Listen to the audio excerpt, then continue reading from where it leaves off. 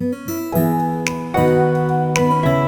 everyone, I'm Tarsha. I'm the co-founder of Dapps. In today's founder series, we are going to talk about the oldest problem in Web3, the cold start problem, and how we are trying to tackle it on Dapps. Getting your first users is really hard. Getting your first community in Web3, creating that, building it, sustaining it is even harder because there is a lot of noise in Web3.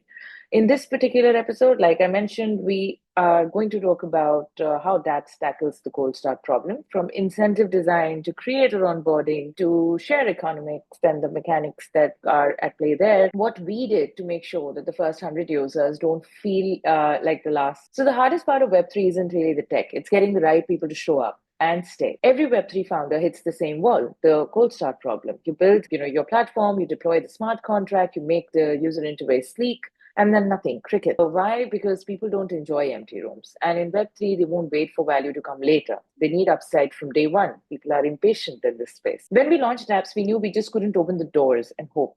So we designed it like a game, one that had social sharing, and it had real time rewards, and it had incentives for early adopters and creators.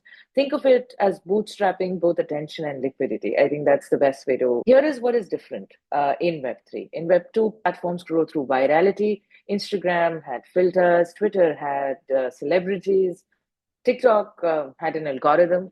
But in Web3, it is slower, it is harder, it is riskier because people expect ownership. They expect to earn. If they don't see that path clearly, they bounce off to another platform, right? They're dime a dozen. At Dapps, we gave communities value hooks from day one.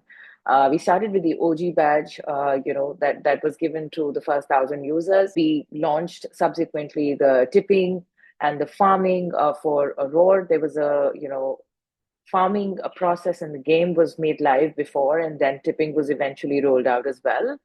And obviously, there was dynamic share prices that kind of rise with attention. So all of these did help. These value hooks helped us in getting the users to stay engaged. It's really not about bribing the user. It's about giving them a stake, having their skin in the game, having them emotionally and economically invested. If you're building in Web3, here is the hard truth: you can't fake traction.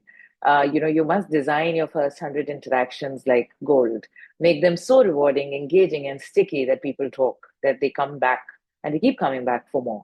That's the seed. That is the loop. We are absolutely by no long feet are we there yet. We are a work in progress, but we know now that we are no longer shouting into the void.